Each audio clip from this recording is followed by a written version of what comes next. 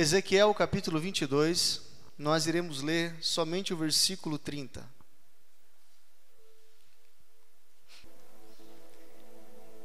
E busquei dentre eles um homem que levantasse um muro, e se pusesse na brecha perante mim por essa terra, para que eu não a destruísse, porém a ninguém achei. Feche os seus olhos, abre o seu coração. Senhor, nós te damos toda a honra e toda a glória. Tu és o nosso Abba. Tu és poderoso. Tu és aquele que peleja as nossas guerras. Nós sentimos a tua glória. Fala conosco nessa noite. Reposiciona as nossas vidas. Revela o teu querer. Que nós fluamos no teu Espírito de uma maneira sobrenatural. Essa é minha oração em nome de Jesus. Amém. Aleluia. Irmãos, nós estamos vivendo dias difíceis. A cada dia é uma novidade. A terra ela está gemendo. E a terra precisa de cura. Parece que foi apertado um botão de autodestruição. E a cada momento a gente vê uma explosão acontecendo. Essa pandemia não é obra do diabo. Isso é tratamento de Deus. É Deus chacoalhando a água, movimentando as águas para que o lodo venha para fora. Nós precisamos identificar os momentos, as estações, as medidas de Deus. Porque senão a gente fica dando crédito àquilo que não é real. Nós, como filhos, não andamos por vista, nós andamos por fé. Em Mateus capítulo 24, Jesus profetizou sobre esses dias. E esses dias são conhecidos como as dores de parto. Estamos nesse processo de gestação. E cada dia que se aproxima a volta de Cristo, essas dores, essas contrações ficam mais frequentes e mais intensas. Esse momento de restrição, de sermos cerceados na nossa liberdade, pessoas morrendo, esse vírus que ninguém descobre causa e nem uma vacina, isso não é à toa, meus irmãos. São as contrações que estão ficando mais frequentes e mais intensas. E não dá para empurrar para dentro da barriga de uma mãe um filho que está prestes a nascer. Jesus está voltando. E Ele está levantando homens que se coloquem na brecha, homens de justiça. Nesse texto que nós lemos, Ezequiel capítulo 22, no começo do capítulo, Deus, Ele fala com Ezequiel e faz uma pergunta. Diz: Ezequiel, você julgará essa cidade?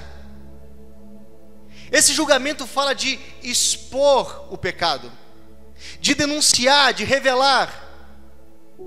Porque tudo aquilo que nós fazemos em oculto, uma hora virá à luz.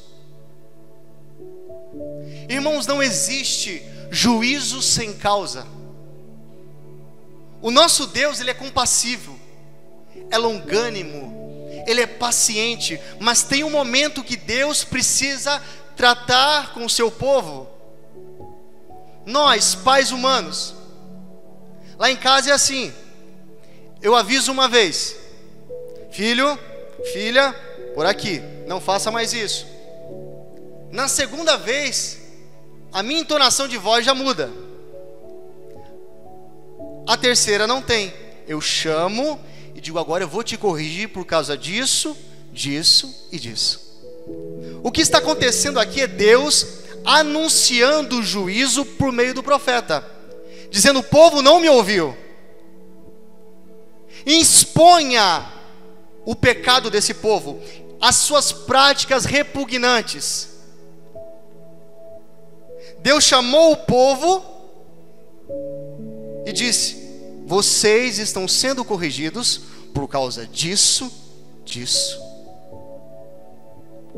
Então o Senhor elenca o pecado da cidade de Jerusalém. E a Bíblia diz que essa cidade estava contaminada com idolatria.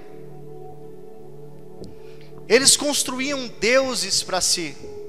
A cidade que foi chamada para ser modelo às nações, agora se portava como uma prostituta.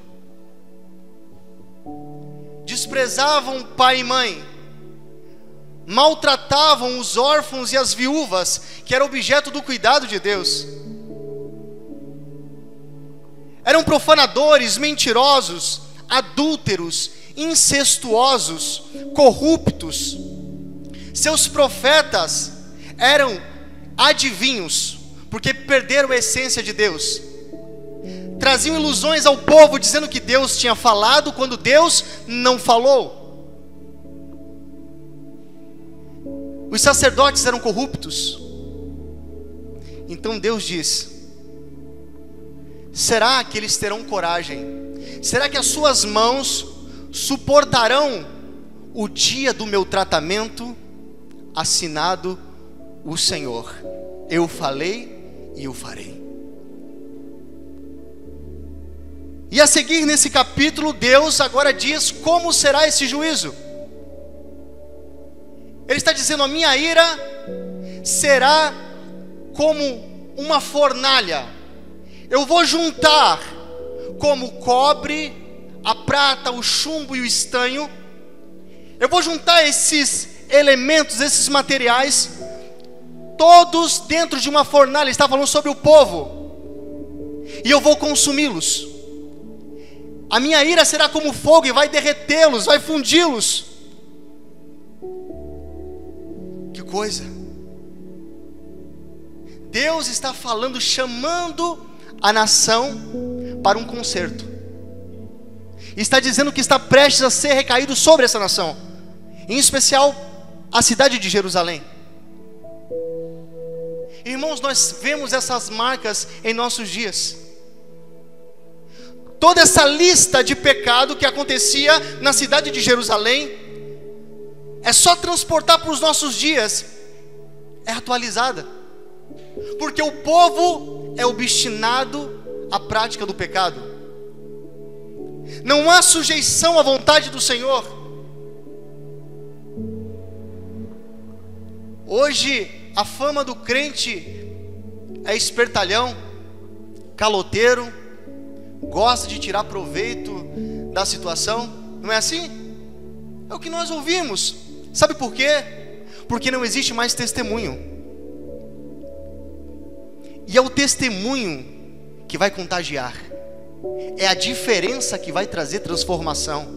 Não é me misturando, não é ser igual. O Senhor chamou o seu povo para brilhar. E se não tem testemunho, não tem autoridade. Então não tem como eu cobrar algo que eu não vivo. Como é que eu vou pregar justiça se eu vivo na injustiça? Como é que eu vou trazer direção se a minha casa ela está em escombros? Eu me lembro que um dia eu fui alugar uma sala comercial e conversando com o dono, era direto com o proprietário, e ele começou a me fazer algumas perguntas. Parecia mais um interrogatório, parecia um delegado. E chegou num ponto que ele falou sobre religião. Ele falou assim: você não é crente, né? Eu falei: eu sou. Eu não alugo para crente. Eu me decepcionei muito. E eu prometi que nunca mais eu iria alugar a minha sala para um crente.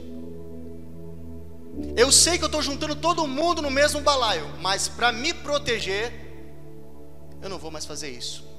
E eu saí daquele lugar triste, não por não ter alugado a sala, muito mais triste pelo testemunho que o mundo está enxergando de nós que estamos dentro e dizemos que somos povo de Deus. É o que você carrega que vai estar te antecedendo. É como você vive, é como você se projeta. Sabe, as duas profissões mais desacreditadas, foi feita uma pesquisa, é advogado e pastor. Eu vou dizer por quê. O mundo acha que pastor é uma profissão. Nós sabemos que não. É um chamado, é uma vocação, é um sacerdócio. Mas o mundo entende que é uma profissão. Imagine, queridos, eu sou de uma época onde, quando você dizia que era um pastor, ou as pessoas viam na sua vida que você era um crente sincero, as portas se abriam. Hoje, as coisas estão fechando. Isso por quê? Porque com o passar do tempo, nós fomos deixando lixo no meio do caminho. E essa lata de lixo transbordou. É muito escândalo, é podridão. A terra está agredindo o céu. E tem gente que pergunta por que isso tudo está acontecendo.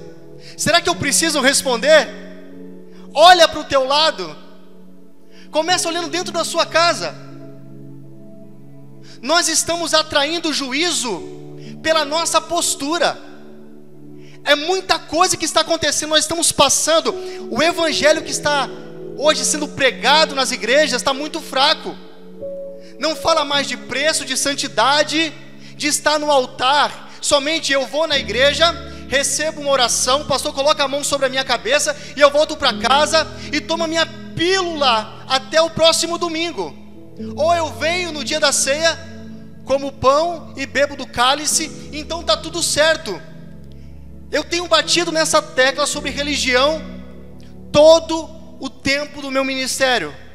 Sabe por quê? Porque só a verdade que pode libertar, não é a religião. E conhecereis a verdade, e a verdade é Cristo Jesus. Se eu não carrego a verdade, o que eu falo é só mentira, é só ilusão. Irmãos, Deus, antes de derramar juízo, Ele procura alguém para purificar a terra, para ser um proclamador de justiça. A justiça, ela sempre está num lugar de destaque. Tenho certeza que você, no seu trabalho, as pessoas quando te olham, te veem diferente. Sabe por quê? Porque você carrega a glória de Deus. Você é um proclamador de justiça, mesmo de boca fechada. Porque hoje a mensagem não é muito falada, a mensagem, ela é vivida.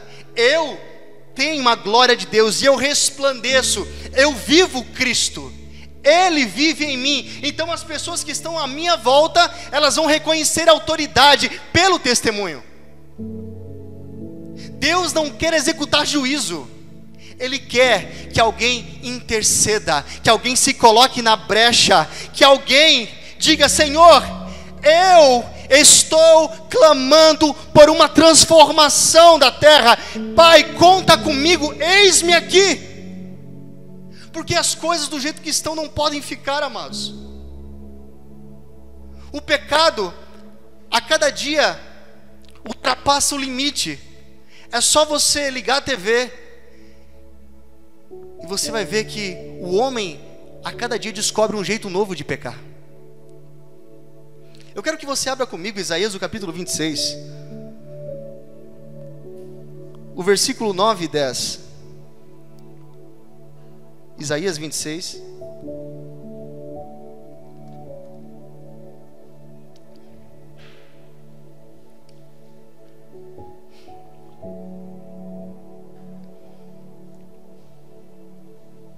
Nós iremos entender que justiça é essa.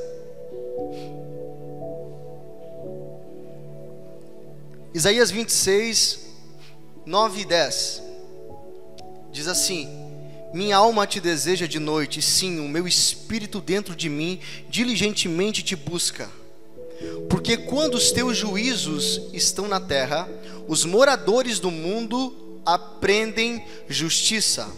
Ainda que se mostre favor ao ímpio, ele não aprende a justiça. Até na terra da retidão ele pratica a iniquidade. e não atenta para a majestade do Senhor. Meu Deus, quando o Senhor, Ele opera com juízo, os moradores do mundo aprendem o que é justiça. Sabe o que está acontecendo? Deus está nos ensinando sobre justiça. O juízo está sendo derramado para que nós aprendamos a nos mover em justiça, em um testemunho fiel. Está dizendo que o ímpio, mesmo na terra da retidão, ele vai continuar praticando iniquidade, porque aquele que é santo se santifica mais, mas o sujo, ele se suja mais. Então não é um ambiente, não é porque você vem na igreja que você está sendo santificado. Não, é pela tua busca, pelo teu relacionamento com o Espírito Santo. Seguir a paz com todos e a santificação. O ver a Deus está ligado à santificação. Estar com Deus está ligado a uma vida de santidade, porque eu não posso servir a um Deus santo de uma maneira profana. A palavra do Senhor diz: sede santo, porque eu sou santo. O modelo correto é o céu, porque Deus é santo, eu então me movo em santidade. A nossa busca, ela está fora de padrão. Nós estamos vivendo fora da identidade que Deus nos chamou para viver. Sabe o que é isso? É você querer aquilo que não te pertence, fazer aquilo que não é para você fazer, porque antes está ouvindo o seu coração, está levantando o peso com a força do seu braço, e Deus está dizendo: você foi chamado para andar em justiça. Buscai primeiro o reino de Deus e a sua justiça, e todas as coisas vão sendo acrescentadas. Então é um processo. Eu busco o Senhor, eu sou cheio pela sua justiça, pela integridade do céu, então todas as coisas vão me acompanhando. São as bênçãos do Senhor, e a Bíblia diz que nós já fomos abençoados com toda sorte de bênção nas regiões celestiais em Cristo Jesus. Então a bênção aconteceu desde o ventre do Senhor. A Bíblia diz: Ele nos elegeu nele antes da fundação do mundo, para sermos santos e irrepreensíveis em sua presença. Sabe o que é isso? A vida de santidade, a vida de justiça foi preparada para nós antes de nascermos. Antes da nossa concepção materna, o Senhor já havia preparado um destino profético para você. Você crê nisso? Um destino profético. A Bíblia diz que nós fomos formados do pó da terra, mas criados no céu. Por isso que a eleição não aconteceu na terra, não é pelo aquilo que você faz. A eleição aconteceu no céu. Então nós também já fomos abençoados desde a criação, desde o céu. Então eu não busco uma bênção. Bênção não é algo que você pega com as mãos, é um ambiente que você entra. Porque nós estamos buscando coisas para segurar. Ah, tenho dinheiro no bolso, glória a Deus. Mas se faltou, Senhor, entra com provisão, eu não aguento mais. A gente não consegue ficar um momento só agradecendo. Nós sempre temos o que pedir e o que reclamar. Deus não quer mais ouvir murmuração, Deus não quer mais ouvir reclamação. Em tempo de juízo, Ele quer homens e mulheres que se coloquem na brecha. Nesse mesmo capítulo 26 de Isaías, lá no versículo 18 diz: e nós engravidamos, nos contorcemos de dor, mas na hora de gerar, era só vento. Agora eu vou trazer na linguagem do Alicélio. Achamos que estávamos grávidos, tinha cara de grávido, a barriga cresceu, mas de repente a gente foi no médico e ele disse o seguinte: cara, não é o que tu está pensando, toma um Lufital que isso é gases. Era só pum. Era só pum. Estávamos esperando um filho, mas não era. Existe a gestação psicológica. A pessoa acha que está grávida, mas não está. Ela tem a cara. Tem gente que tem cara de crente, se veste como crente, mas não tem testemunho de crente. Aí na hora que vai gerar é só pum. Não se escandaliza, querido. A gente faz isso, não faz? Aleluia. Então nós precisamos identificar os processos de Deus. Não adianta eu ficar esperando 9 meses por algo que não vai acontecer. Porque a gestação, ela é concebida na cruz. Não dá para mudar. O processo é um só, é por meio da cruz. Deus diz: procurei um homem que erguesse um muro e se colocasse na brecha diante de mim em favor dessa terra, para que eu não a destruísse, mas não encontrei ninguém. Os olhos do Senhor estão procurando verdadeiros adoradores que adoram o Pai em espírito e em verdade. Significa que tem pessoas que estão adorando na carne e na mentira. Adoradores em espírito adoram aquilo que estão vendo a partir do céu. Adoradores da carne adoram o que enxergam a partir da terra. Adoradores de verdade entendem que Cristo é a verdade e a sua palavra é direção. Adoradores da mentira deturpam a palavra em benefício próprio. Amém? Pegou essa? Então, meus queridos, você decide o que você está se tornando. O Senhor está arrancando as máscaras. O Senhor está nos transicionando para um tempo novo. Eu falo isso todos os cultos. Sabe por quê? Porque eu decidi ser profético. E a igreja, ela é profética. Nós trabalhamos pelaquilo que virá, porque nós somos salvos em Cristo Jesus. Nós estamos vivendo já o céu na terra. Então a transição já aconteceu. Quando você aceitou Jesus, quando você dedicou o seu coração a Ele, então a transição aconteceu. E essa transição é para que você viva o céu na terra. Tudo que Deus tem para você não está aqui. Você precisa acessar. A Bíblia diz que a bênção do Senhor está onde? Nas regiões celestiais em Cristo Jesus. Então eu vou crescendo em maturidade. Conforme eu vou crescendo, eu acesso aquilo que Deus preparou. Então eu vivo. Então a bênção, ela é concebida no céu e estabelecida na terra. Diga comigo: a bênção do Senhor é concebida no céu e vivida na terra. É isso. Se eu acesso esse lugar, então eu não me torno somente um consumidor, mas eu tenho palavras de provisão. Deus está enchendo o seu coração. Deus está transformando, está tirando essa carapaça. Tem pessoas que são insensíveis ao toque do Espírito Santo. Ei, negão, o Senhor vai te pegar. Sim, Ele vai te pegar. Quando você menos esperar, você vai estar rolando no chão, falando em línguas, queimando na presença do Senhor, porque o sacerdote precisa queimar, ele precisa colocar lenha no altar. E sabe, não é pegar o outro como sacrifício. Espera aí que eu vou preparar.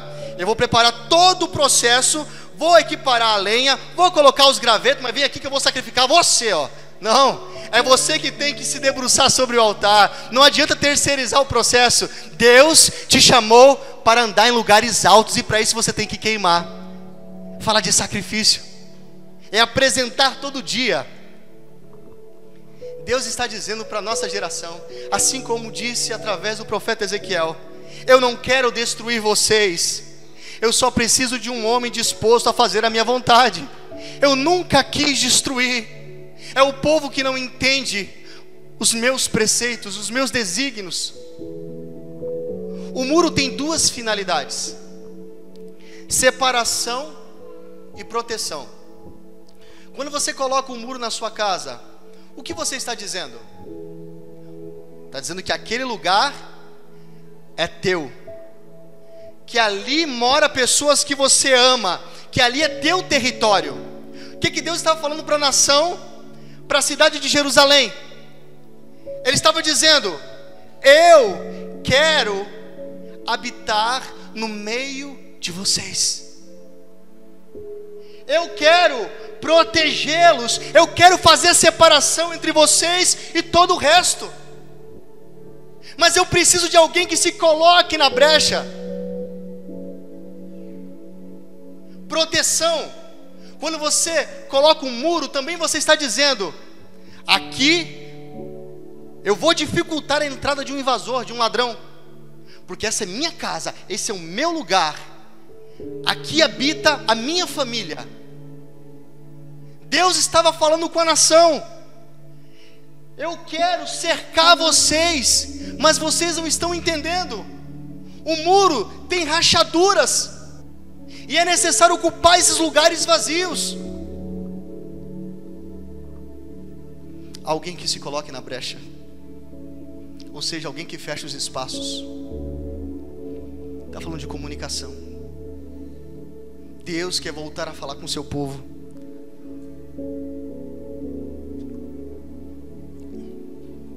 Você quer ouvir? Ele quer falar com você. Esse muro é a separação com o mundo.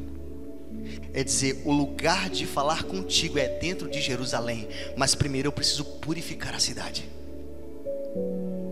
Como eu vou entender as verdades do céu se a minha vida está em escombros? Primeiro Deus limpa os escombros para depois edificar. Talvez você esteja em escombros. Não se preocupe, porque existe uma palavra sobre a sua vida. O Senhor está te edificando, mas segundo o seu padrão, do seu jeito. Então esqueça o projeto. Eu não sei para quem eu estou falando agora, mas estou sendo profético. Esqueça aquilo que você colocou na sua gaveta e você acha que chegou o tempo de fazer. Ei, consagra primeiro a sua vida ao Senhor e deixa Ele se mover. Então se Deus der um passo, você segue, porque agora o nosso plano não diz mais respeito a nós. Nós sonhamos e vivemos o plano do Senhor. Ele que determina, Ele que é Senhor. E sabe o que significa Senhor? Significa dono. Ele é nosso dono. Então se Ele é dono, Ele tem total liberdade para fazer o que quer. O que a gente não pode é atrapalhar. Toda vez que o homem coloca a mão, Deus tira, porque a gente só atrapalha. E tem gente que quer dar uma ajudinha para Deus. Já reparou esses? Senhor, eu estou vendo que o negócio está demorando, deixa eu atacar pelo lado, o Senhor toca a bola por aqui. E a gente quer resolver a situação como se fosse uma partida, organizar tudo. Deus está dizendo: ei, eu não entro nessa tua organização. Ou é do meu jeito ou não é. Projetos, se não nasceu no coração de Deus, então comece a abortar, querido. Tem que nascer. O centro é o Senhor. A nossa vida só flui a partir dEle. Se não há comunicação, o relacionamento fica fraco. O relacionamento, ele cria fissura. E tudo aquilo que tem brecha, se você olhar um muro, uma parede com brecha, você vai pensar: será que não vai cair? Não adianta somente colocar um gesso ali e tapar. Você tem que saber se aquilo não tocou na estrutura, se essa fissura não vai abrir. O Senhor está chamando o seu povo para reparar as brechas. Isso começa onde? Diga comigo: dentro de casa. Rachadura fala de necessidade de conserto. Então, se as rachaduras estão aparecendo, se coloca na brecha e diga: Senhor, eis-me aqui, eu quero tapar essas brechas, eu quero me colocar nesse espaço, eu quero ser a comunicação diante da terra, eu quero ser a lareira dentro da minha casa, eu quero incendiar dentro do meu trabalho, eu quero fazer a diferença. É isso que é manter-nos aquecidos e vivendo o sacerdócio. Falam de pessoas que se colocam na brecha, mas nesse caso em Ezequiel a Bíblia diz que não houve ninguém ninguém se apresentou, o Senhor não encontrou ninguém. Eu vejo nesse texto Deus mostrando o que Ele quer do seu povo. E eu vejo 3 coisas. O texto diz: alguém que levantasse o muro, que se colocasse na brecha, e alguém que intercedesse. Perceba bem, eu vejo 3 grupos de pessoas que Deus está procurando para fazer a sua obra. Primeiro, edificadores. São aqueles que estão dispostos a levantar os muros. Aqueles que estão se colocando à disposição para cercar a cidade. Dizer: Senhor, esse território é teu, eu consagro a ti. Edificadores são aqueles que colocam fundamento. Ei, irmãos, seguir aquilo que já está andando não é tão difícil, mas começar a ser um pioneiro não é para qualquer um. Deus chamou homens e mulheres específicos para começarem algo, colocarem a pedra fundamental, e sobre esse alicerce outras construções virão. Então, o pioneiro é sempre aquele que sofre mais. Quando você vai abrir uma estrada, você tem que tirar mato, tirar tudo que está à frente, para que depois um carro possa passar livremente. Deus está chamando homens para serem edificadores. Você recebe em nome de Jesus? E está dizendo: eu preciso que vocês edifiquem, eu preciso que a cidade seja contornada. Zacarias, o capítulo 4, o versículo 9 e 10, fala sobre o momento que o povo de Deus sai do cativeiro da Babilônia.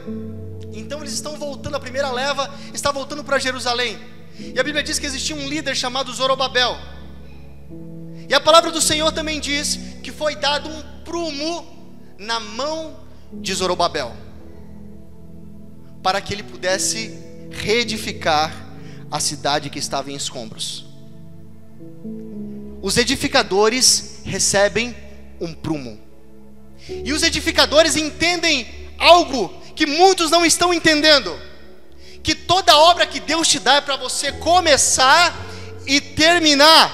Fala de um processo. Entre começar e terminar tem um caminho. É difícil? Claro que é. Mas o Senhor está contigo, porque a obra é dele. Então, meus amados, a Bíblia diz que Zorobabel colocou o fundamento e o Senhor o honrou, e ele concluiu a obra, porque foi dado um prumo em suas mãos. Prumo fala de alinhamento. Deus está alinhando a nossa geração. Recebe o prumo, queridos. Nós somos filhos. Tem pessoas aqui que irão edificar, irão construir para o Senhor, mas primeiro eu preciso entender o que está desalinhado. E para que eu possa entender o que está desalinhado, é necessário compreender sobre justiça. Como eu vou denunciar aquilo que eu não sei?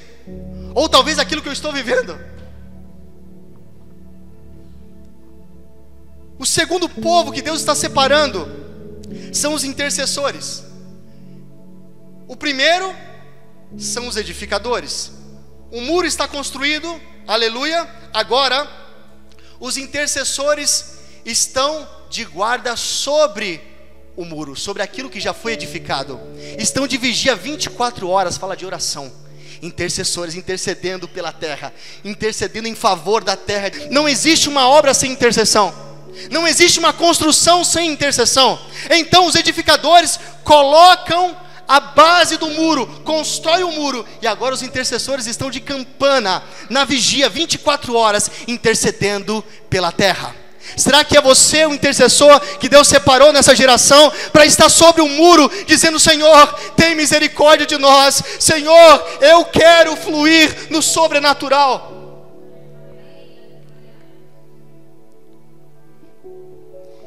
E o terceiro povo são os sacerdotes. Aqueles que estão tampando as brechas, aqueles que estão preenchendo os lugares vazios. Eu profetizo que dessa casa, da família Frutificar, vai sair sacerdotes, pastores, Porque os pastores são aqueles que estão no meio da fissura. Eles estão presentes no meio do povo, mas diante da presença do Senhor. Por isso, meus amados, Deus está chamando esses 3 povos, esses 3 grupos de pessoas, para que possam edificar, interceder e se colocar nos espaços vazios. Porque sacerdócio é preencher os lugares vazios. Diga comigo, sacerdócio é preencher os lugares vazios. Então, esses 3 ministérios falam da obra completa de Deus. Isso você nunca mais vai esquecer, que toda obra precisa de um construtor, de um intercessor e de um sacerdote. O juízo só será tirado da terra quando esses 3 moveres entrarem em atividade. Será que temos intercessores? Será que os sacerdotes não estão corrompidos? Por isso que tem brecha, por isso que tem fissura. Eu estou falando da minha classe. Eu tenho visto coisas que eu não estou acreditando. Os homens têm saído da brecha. Então, porque saiu da brecha, o muro está a ponto de cair. Ei, você não pode fazer aquilo que não foi chamado para fazer. Quando eu saio daquilo que Deus me chamou, da unção que Ele me capacitou, eu vou perdendo o propósito no caminho, eu vou me perdendo. O Senhor está trazendo as pessoas de volta. Deus está alinhando uma geração a partir de um plano eterno. Então, quando isso acontecer, quando esses moveres entrarem em atividade, então esse céu de bronze será quebrado. Então nós iremos acessar as regiões celestiais. Às vezes nós oramos e parece que tem um céu de bronze. Parece que está travado. Deus está dizendo que está faltando intercessores. E fica a dica, aqui na igreja, eu quero que você que tem esse chamado, e você sabe que é com você, você não precisa de autorização para fluir. Deixa Deus te usar. Quando você sentir vontade de orar por um irmão, vai sobre ele, ora, abençoa ele. Enquanto estiver na adoração, fique intercedendo, circule a igreja. Ei, flua, sabe por quê? Porque a construção precisa estar em ordem. Não adianta, o muro estar erguido, mas está quase caindo. Eu sei para que o Senhor me chamou, e você sabe porque tem uma voz profética aí dentro. O Senhor está dizendo, eu quero fazer, eu quero fazer. Será que tem alguém? Sabe por que a cada dia as curas e os milagres estão sendo raros em nossos dias? Porque estamos desalinhados. Porque ninguém quer ficar na brecha. Porque ficar na brecha é sacrificoso, mas tem recompensa. Ficar na brecha, muitas vezes nós iremos tomar paulada, seremos incompreendidos, acusados, mas o Senhor está dizendo, fique no espaço que é para você. Essa unção é tua. Seja essa argamassa, seja esse cimento que vai no meio dessa rachadura. Coloque em ordem aquilo que está quase quebrando. Seja um homem, uma mulher de conserto, que tem uma palavra de justiça. Quando você liberar uma palavra, você sente que o ambiente mudou. Ei, amados, o Senhor está transformando o nosso choro em riso. Ele está enchendo a nossa boca com um cântico novo, para que você entre em ambientes que estão em destruição, no meio do caos, e declare, o Senhor vive, e eu sou um proclamador da sua justiça e do seu reino.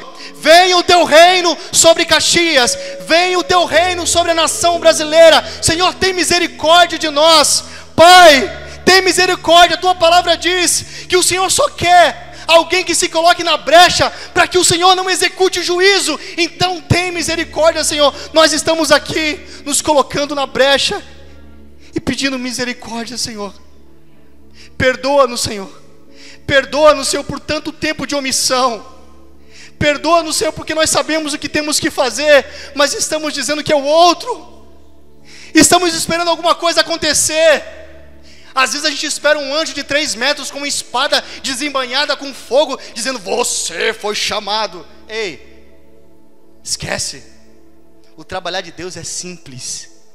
Ele sussurra muitas vezes, você acha que é o vento, mas é Ele que está falando. Às vezes um passarinho cantou. Eu estou ficando meio louco, eu acho, sério. Tudo eu acho que é Deus que está falando. Um passarinho cantou, alguma coisa aconteceu diferente. Senhor, é Tu? Me revela. Porque é mais fácil você ser assim, sabe, é mais fácil lidar com o exagero do que com a frieza espiritual. Eu prefiro. Tem jovens que vêm queimando e se passam algumas coisas e diz que Deus falou e Deus não falou. Fica, continua, Deus vai te revelar.